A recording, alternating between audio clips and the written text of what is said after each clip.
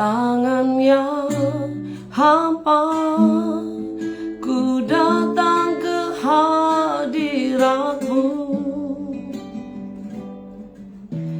menyatakan rasa syukurku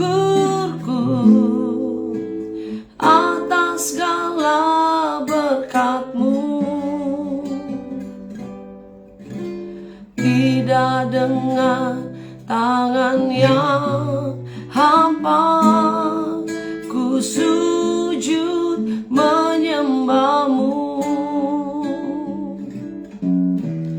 persembahkan seluruh hidupku di atas mezbah-Mu. Segalanya yang ku miliki, semuanya daripada-Mu, kan ku bawa persembahanku yang terbaik hanya bagi-Mu. Amin. Tidak dengan tangan yang hampa, ku datang ke hadirat-Mu, menyatakan rasa syukurku atas segala berkat-Mu. Tidak dengan tangan yang hampa, ku sujud menyembah-Mu,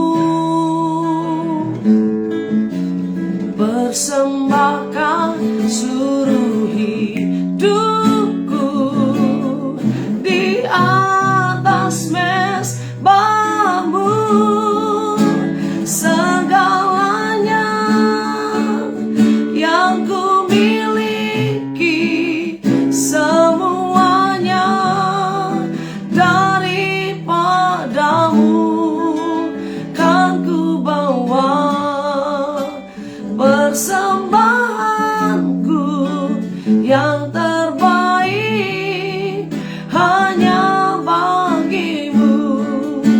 Segalanya, amen, yang ku miliki, semuanya daripada-Mu, kan ku bawa persembahanku yang terbaik hanya bagi-Mu, kan ku bawa persembahanku yang terbaik hanya bagi-Mu, kan ku bawa persembahanku yang terbaik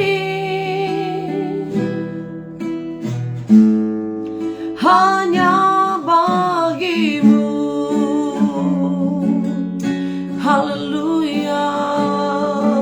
Segalanya yang terbaik hanya bagi-Mu Tuhan. Kami bersyukur Bapa, terima kasih Tuhan. Haleluya. Sungguh alangkah Bapa yang setia. Terima kasih Tuhan, terima kasih. Segalanya yang terbaik kami persembahkan bagi-Mu. Biar pujian ini bukan hanya keluar dari mulut kami, tapi sungguh ini ungkapan hati kami kepada Tuhan, bahwa apa yang kami punya selama kami hidup, selama kami ada, kami cuma mau bawa yang terbaik bagi Tuhan. Terima kasih Bapa, kembali kami boleh ada hari ini, semuanya karena anugerah Tuhan. Karena itu kami buka hati kami merenungkan firman-Mu, berfirman buat kami Bapa, di dalam nama Tuhan Yesus kami berdoa. Haleluya, haleluya. Amin, haleluya, amin. Shalom, saudara dikasih Tuhan, selamat pagi. Kita kembali ada dalam Morning Devotion setelah 2 hari kita tidak berjumpa saudara. Tapi pagi ini kembali kita bertemu. Kita mau merenungkan firman Tuhan, karena firman Tuhan segala-galanya buat kita. Lukas pasal 21. Lukas 21 ayat yang pertama sampai ayat yang keempat. Nah, persembahan seorang janda miskin. Kita seringkali membaca firman Tuhan ini atau mendengarkan ayat ini saudara. Persembahan seorang janda miskin. Ketika Yesus mengangkat mukanya, ia melihat orang-orang kaya memasukkan persembahan mereka ke dalam peti persembahan. Ia melihat juga seorang janda miskin memasukkan 2 peser ke dalam peti itu. Lalu ia berkata, "Aku berkata kepadamu, sesungguhnya janda miskin ini memberi lebih banyak daripada semua orang." Semua orang, ingat ya, janda miskin memberi 2 peser.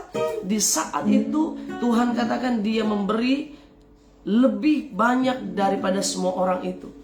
Ayat 4, sebab mereka semua memberi persembahannya dari kelimpahannya. Artinya yang hadir pada saat itu bukan hanya janda, bukan hanya orang miskin, tetapi ayat yang pertama apa? Ia melihat orang-orang kaya. Ada banyak, ada beberapa orang yang hadir. Ada orang kaya tetapi juga ada yang miskin, yaitu janda itu. Tetapi firman Tuhan bilang apa? Janda ini memberi lebih banyak daripada semua orang itu. Sebab mereka semua memberi persembahannya dari kelimpahannya, tetapi janda ini memberi dari kekurangannya. Bahkan, kalimat terakhir ini luar biasa. Ia memberi seluruh nafkahnya. Saudara dikasih Tuhan, tidak mudah untuk seorang janda miskin yang masih harus bertahan hidup memberi seluruh nafkahnya. Dikatakan di kalimat yang terakhir, ia memberi seluruh nafkahnya. Ini yang saya percaya kunci daripada pasal atau ayat-ayat ini, 4 ayat ini. Kenapa Tuhan berkata, firman Tuhan berkata bahwa janda ini memberi lebih daripada semua orang kaya? Karena dia di kalimat terakhir dikatakan memberi dari seluruh nafkahnya. Nah, kita mau belajar saudara hari ini bahwa kita bisa memberi tanpa cinta, tetapi kita tidak bisa bilang saya mencintaimu, saya mengasihimu tanpa memberi. Artinya memberi dan cinta tidak bisa dipisahkan.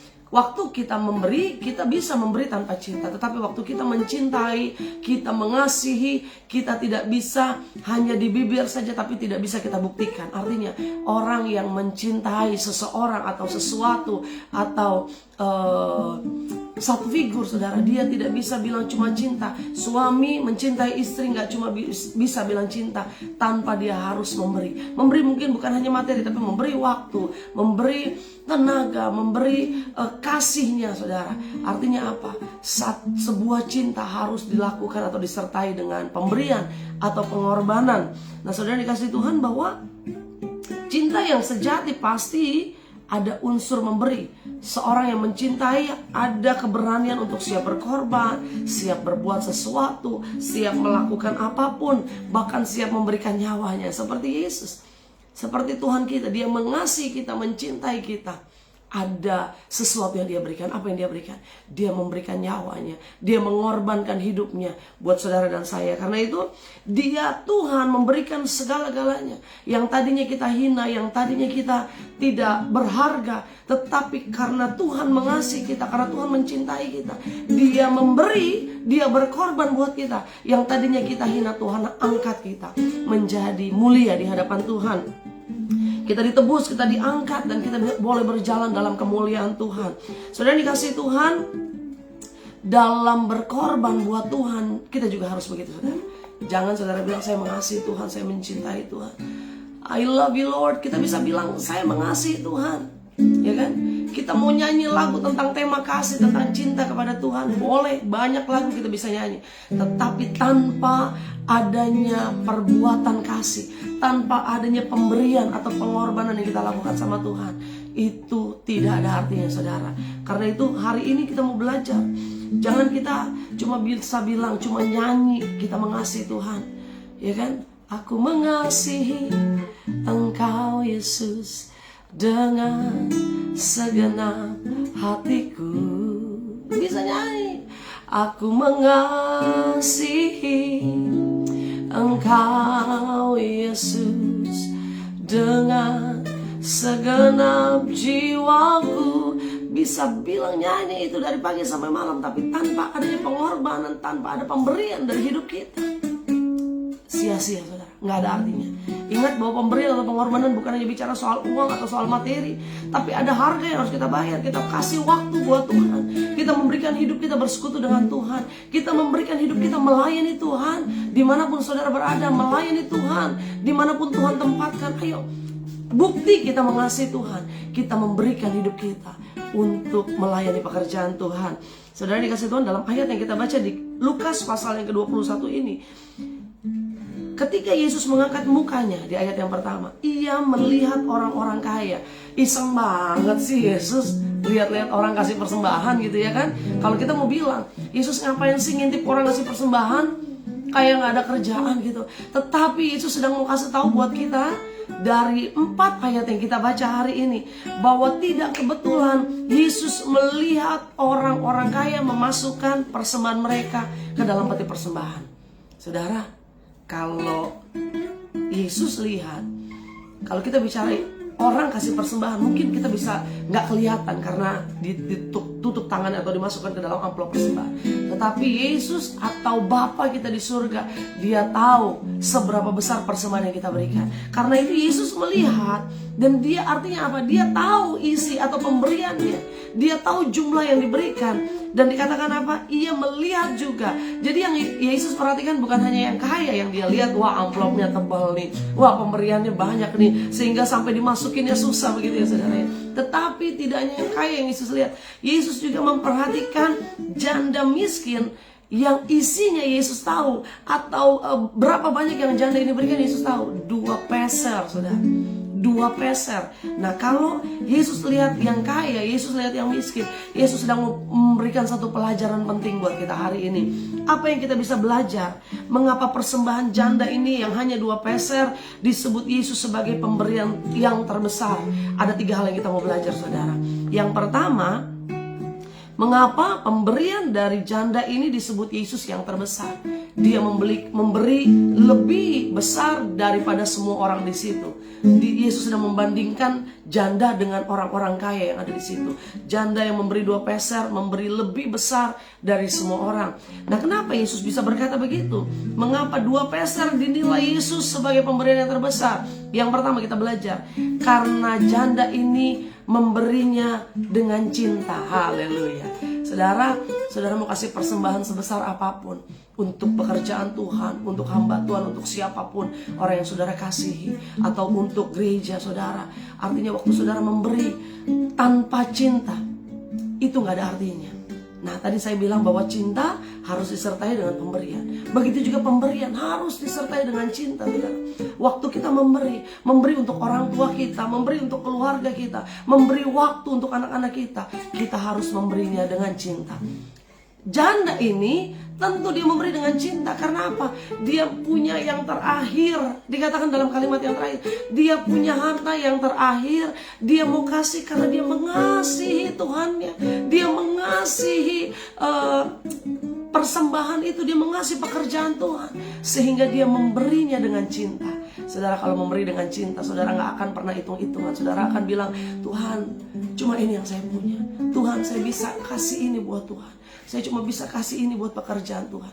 Kalau saudara memberi dengan cinta, saya percaya apa yang saudara tabur, Tuhan berkata, hai anakku, pemberianmu sangat berarti untukku. Pemberianmu sangat berarti untuk pekerjaan Tuhan. Karena itu saudara dikasih Tuhan, kalau kita mau belajar dari ayat ini, ayat yang luar biasa saudara. Yang pertama, karena dia atau janda ini memberi dengan cinta. Sama-sama boleh bilang, saya memberi dengan cinta. Beri waktumu dengan cinta, beri persembahanmu dengan cinta, beri tenagamu dengan cinta. Jangan kita didik anak-anak kita dengan bersungut-sungut, kita didik anak-anak kita dengan ngedumel, marah-marah dan sebagainya. Tapi waktu anak-anak kita sekalipun dia lagi ngeselin kita, ya kan, bikin repot kita, tapi karena kita mengasihi dia, kita mencintai, kita beri waktu, beri kasih kita dengan cinta. Nah saudara, janda ini memberi dengan cinta. Dia masuk untuk memberi bukan karena dia ada, dia kekurangan. Dia orang miskin, disebut berulang kali janda miskin. Tidak banyak yang dia beri, hanya 2 peser. Tetapi karena dia memberi dengan cinta, Tuhan bilang dia beri yang terbaik. Bukan, tidak disebut bahwa orang kaya Memberi tidak dengan cinta, tidak. Tetapi saya percaya karena janda ini punya kasih, punya cinta yang begitu dalam kepada Tuhan, sehingga dia mau memberi yang terbaik dengan cintanya. Nah yang kedua saudara, apa yang kita bisa belajar? Kenapa Yesus sebut pemberian janda ini adalah pemberian yang terbesar? Yang kedua, karena dia memberi dalam kekurangannya. Saudara dikasih Tuhan, ayat yang keempat dikatakan, sebab mereka semua orang-orang kaya itu, mereka semua memberi persembahannya dari kelimpahannya, tetapi janda ini memberi dari kekurangannya. Tuhan lihat apa yang engkau sedang miliki hari ini. Tuhan tahu keadaanmu hari ini. Waktu engkau sedang merasa saya kurang nih Tuhan, saya mungkin pas-pasan hari ini, tetapi engkau mau berkasih yang terbaik buat Tuhan, engkau mau memberi yang terbaik buat Tuhan. Tuhan tahu dan Tuhan lihat. Tuhan sebut bahwa janda ini memberi yang terbaik karena dia memberi dalam kekurangannya. Jangan saudara bilang nanti ya Tuhan, waktu saya diberkati baru saya bisa memberi. Waktu saya berkelimpahan, waktu saya mungkin lagi ada, saya bisa memberi. Tapi di tengah kekurangan pun engkau memberi. Itu disebut Tuhan sangat berharga. Amin saudara. Memberi yang pertama, janda ini memberi dengan cinta. Dan yang kedua, janda ini memberi dalam kekurangannya. Kekurangannya Tuhan gak lihat nilainya. Tuhan gak lihat seberapa banyak yang kita beri. Begitu juga Tuhan gak ngelihat berapa banyak waktu yang kita bisa berikan buat anak-anak kita. Di tengah-tengah kesibukan kita, kekurangan waktu kita, di waktu-waktu minim kita bisa kasih buat suami, buat anak-anak, buat keluarga. Maka Tuhan bilang itu pemberian yang terbaik buat Tuhan. Nah yang ketiga saudara, yang terakhir, kenapa Tuhan bilang janda ini memberi sebagai pemberian yang terbesar? Yang ketiga, karena ia memberi tanpa mengharapkan kembali. Nah, berapa banyak di antara kita nih, kalau kita memberi, kita biasanya saya mau kasih nih suami saya, supaya nanti kalau suami saya dapat, suami saya balik kasih. Nah, berapa banyak kita gambling sama Tuhan, kita main seperti main remi gitu ya kan. Kalau saya memberi banyak, Tuhan pasti kasih saya berkat banyak. Kalau saya menabur, bahkan saya pegang janji Tuhan, berlipat-lipat kali ganda akan digenapi. Saudaraku, jangan pernah berharap apa yang kita kasih. Jangan pernah berharap dulu kembali. Kalau saya menabur, Tuhan kasih 100 kali lipat ganda. Saudara, waktu kita mengasihi dan memberi dengan cinta, waktu kita memberi dalam kekurangan, dan waktu kita memberi tanpa mengharapkan kembali, maka saya percaya hidup kita akan diberkati, hidup kita akan mengalami anugerah Tuhan. Haleluya. Seperti janda yang miskin ini. Janda ini mendapat privilege yang luar biasa, mendapat satu berkat yang luar biasa. Tidak banyak janda yang diceritakan dalam firman Tuhan, saudara. Tetapi janda ini sungguh berbahagia. Dari kekurangannya, dari kemiskinannya, memberi satu pelajaran penting buat kita, bahwa bukan soal besar atau nilainya yang Tuhan lihat, tetapi bagaimana kita bisa memberi dengan cinta, bagaimana kita bisa memberi di dalam kekurangan kita, dan bagaimana ketika kita memberi, kita tidak berharap untuk kembali. Ya kan saudara? Jangan berharap waktu kita berbuat baik sama orang balas kebaikan kita. Jangan saudara. Waktu kita berbuat baik sama orang, kita tabur kebaikan, kita memberi kebaikan, kita percaya Tuhan yang pasti balas buat kita. Kalau manusia balas terbatas, kalau manusia balas nolnya bisa terbatas, atau jumlahnya bisa terbatas. Tetapi kalau Tuhan yang balas, tidak terbatas nilainya. Yang setuju katakan amin, haleluya. Jangan berharap kembali, tetapi berharaplah Tuhan, waktu aku mempersembahkan yang terbaik buat Tuhan, aku percaya ini sungguh bernilai untuk pekerjaan Tuhan. Kita berdoa. Bapak, terima kasih Tuhan.